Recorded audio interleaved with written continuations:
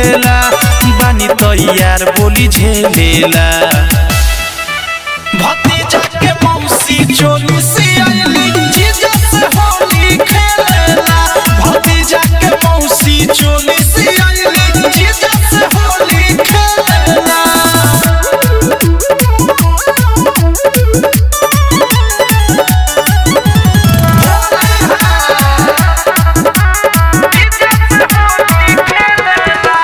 चुनर बाड़ी बड़ी सुनर बाड़ी ओठ लाल लाल आँख कजरोटा बाड़ी गरम मशीन दू चार नाही तीन भौजी के बहिन एकलौता हमें फोन करके बोलैली हयात लागे होली में भइले इनकर गरम मिजाज छरप तारी न लागत लात गतर गतर रंगाई भले हो जाई साँझ छूट हमें देली होइटे लागेली बानी तैयार हम हुटेलेला बानी तैयार हम हुटेलेला भतीजा के मौसी चोली से आइली जीजा से होली खेलेला भतीजा के मौसी चोली से आइली जीजा से होली खेलेला होली है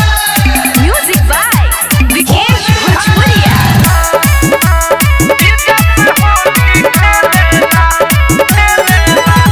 छोरेली बान नाही हटे ध्यान उनके पध्यान मोर टिकल बा सुन हमरे संग देश होली के रंग लागे उनका नसीब में लिखल बा गोरेगार में हम मौलम गुलाल आज कहते हम उनकर पूरा रे हाल लबर लबर बोले निकाल उनका आज मेरा रात आवे का प्रेमिया वधेश कदी है रेस अनुराग गोलू आइल रे लेला अनुराग गोलू आइल रे लेला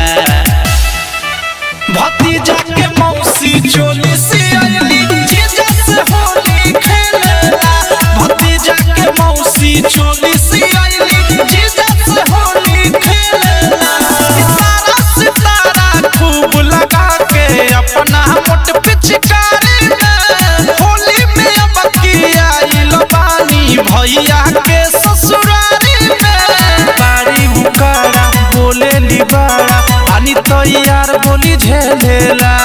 बानी तैयार बोली झेलेला भतीजा के मौसी चोली से